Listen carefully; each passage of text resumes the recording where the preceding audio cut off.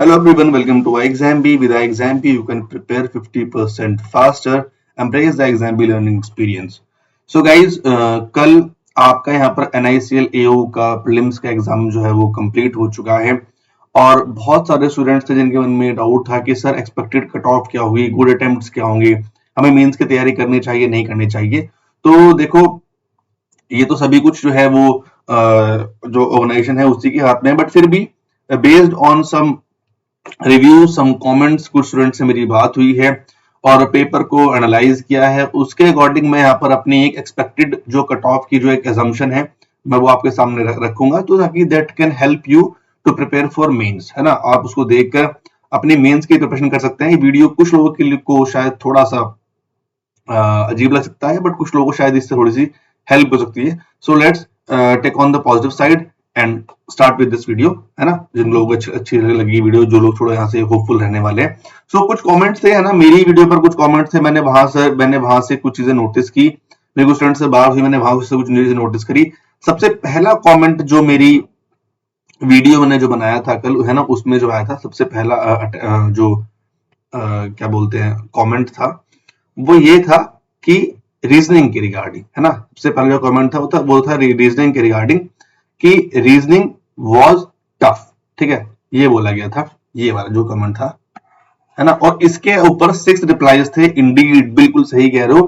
तो मैंने भी थोड़ा देखा कि हाँ, रीजनिंग जो थी वो पिछले बार से थोड़ी सी कंपैरेटिवली जो है वो टफ थी, ठीक है।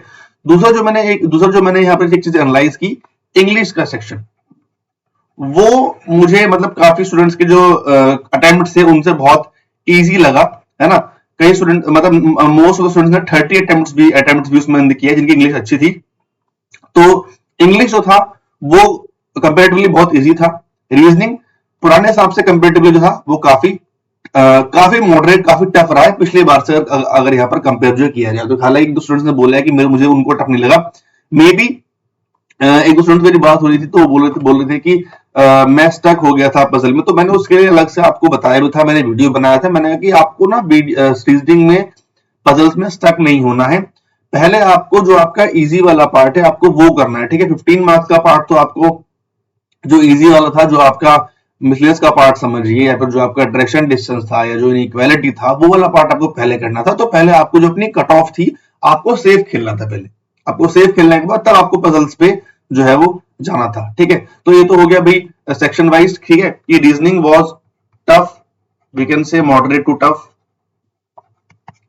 क्वांट्स जो था वो आई थिंक वो सेम ही था, मतलब वो ठीक है, मॉडरेट ही मानो या फिर इजी मानो, it was moderate to easy, जैसे लास्ट टाइम था वही आया था। इंग्लिश जो था वो काफी इजी था, ठीक है। तो अब होता है क्या है, यहाँ पर एक चीज आप हमें समझनी पड़ेगी। क्वेश्चंस हमारे थोड़े सेम थे। रीजनिंग में कुछ चीजें जो है वो टफ शायद इसलिए लगी कि हमने शायद जो चीजें एक्सपेक्ट की थी वो नहीं आई, ठीक है। हमारा सिलोजिज्म नहीं है, हमारा ब्लड रिलेशन, हमारा जो है ब्लड रिलेशन वो नहीं आया इसमें, है ना। कोडिंग डिकोडिंग नहीं है, तो पास नंबर तो हमारे इन तीनों में से अगर एक टॉपिक भी आता, पास नंबर हमारे ये खराब हो गए, तो थोड़ा सा अनएक्सपेक्टेड हो गया, इसलिए थोड़ा मॉडरेट से वो टफ पहुंच गया यहाँ पर। तो अगर मैं बात करता हूँ सेक्शन कट ऑफ की, ठीक है, अगर मैं लास्ट टाइम की बात करूं, जब भी हमारा पेपर जो है थोड़ा टफ निकलता है, थोड़ा सा ज्यादा मतलब मुश्किल की तरफ ज्यादा, तो मे बी हम जो कट ऑफ है वो थोड़ी बहुत उसमें जो है चेंजेस वो देखने के लिए मिलते हैं। सो अगर कंपेयर किया जाए लास्ट टाइम से, इंग्लिश की कट ऑफ में कोई भी चेंज नहीं आएगा। मैं भी सेक्शन कट ऑफ की बात कर रहा हूँ, कोई भी चेंजेस नहीं आएगा। हालांकि इसमें कुछ प्लस ही हो सकता है, कुछ एड ऑन ही हो सकता है। रीजनिंग की कट ऑफ में कुछ ना कुछ माइनस जाएगा, और क्वांट की कट ऑफ जो है वो समहाउ इसी रेंज के आसपास रहेगी, ठीक है। इसी रेंज के आसपास जो है वो क्वांट की कट ऑफ जो रहने वाली है, ठीक है। इसकी 5 के आसपास, इसकी 10 के आसपास। रीजनिंग यहाँ पर थोड़ी शायद आई थिंक 4 पॉइंट समथिंग जा सकती है, यहाँ पर हमारी 8 के आसपास जा सकती है, एक्सपेक्टेड है। और ये it will definitely go to, ठीक है, थोड़ा बहुत जो है वो बड़ा वो मुझे यहाँ पर देखने के लिए जो है वो मिलेगी चीजें, ठीक। सो ये सारी चीजें अगर देखने के बाद अगर मैं एक फाइनल कंक्लूजन पर आऊं, जिसमें मैं जर्नलिस्ट की, फाइनेंस की और इनकी लीगल की मैं बात करता हूँ कंपेरेटिवली टू लास्ट टाइम, तो मैं समझूंगा कि शायद कट ऑफ जो है वो थोड़ी सी इस बार कम जानी चाहिए पिछली बार से। बट कितना कम जाएगी थोड़ा सा एक बार वो देख लेते हैं। ज्यादा कम भी यहाँ पर नहीं जाएगी, क्योंकि जो नंबर ऑफ पोस्ट हमारी वो उसमें ज्यादा डिफरेंस नहीं है पिछली बार से, है ना, वो भी ज्यादा डिफरेंस नहीं है। तो अगर यहाँ पर जर्नलिस्ट की बात करते हैं तो ये जो है हमारी कहीं ना कहीं इट विल गो अराउंड 75, ठीक है। 75 प्लस माइनस आप 3 यहाँ पर इसको कर सकते हो, ठीक है। माइनस जाएगा बट इससे ज्यादा कम मैं यहाँ पर जाने की कोशिश नहीं करूंगा, ठीक है, प्लस माइनस 3। अगर मैं बात करता हूँ फाइनेंस की last time if I am not wrong 65 के समथिंग गया था फाइनेंस का, हाँ 65 के समथिंग गया था, ठीक है। तो इसको भी मैं I will go around 62 plus minus 3, है ना। अगर मैं लीगल की बात करूं ये अराउंड 37 मेरा जो है वो गया था, है ना। इफ हाँ ये 37 राउंड गया था, तो इसको भी मैं जो है वो 35 प्लस माइनस 3, ठीक है। माइनस की तरफ चांसेस ज्यादा है ना, और प्लस चांसेस थोड़े से कम है। तो अगर इतने अगर आपने अटेम्प्ट किए हैं, ठीक है, अगर इतने मार्क्स अगर आपके आ रहे हैं तो यू कैन से कि आपके जो है वो अच्छे नंबर हैं यहाँ पर। अगर आप अगर इतना है तो सबसे पहली चीज क्या है, दैट मीन्स जर्नलिस्ट में आपने, ठीक है, जर्नलिस्ट में आपने 80 से प्लस जो है अटेम्प्ट्स किए होने चाहिए कम से कम। मैं यहाँ पर जनरल कैटेगरी बात करता हूँ, और 90% एक्यूरेसी आपकी होनी चाहिए, तो भैया अपने मार्क्स आपके बैठेंगे। फाइनेंस की बात करता हूं तो वही चीज की 70 प्लस के आसपास आपके यहाँ पर 70 अराउंड आपके यहाँ पर अटेम्प्ट्स हो, और 90% आपकी यहाँ पर एक्यूरेसी होनी चाहिए, फाइन।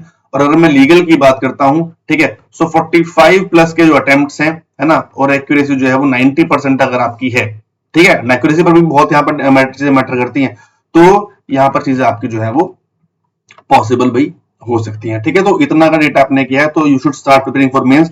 और अगर इसके आपस एक दो नंबर ऊपर नीचे आ भी रहे हैं तो ऐसा नहीं है कि मेंस की तैयारी नहीं करनी चाहिए, आपके और भी एग्जाम अभी लाइंड अप हो गए। अगर आपको डाउट लग रहा है तो स्टिल आप जो क्यूआरई पढ़ सकते हो, अपने जो मेंस वाला पार्ट है वो पढ़ सकते हो, तो पढ़िए उसको अच्छे से, है ना। अगर आपको इतना पार्ट रहा तो इसमें ज्यादा परेशान होने वाली बात है नहीं।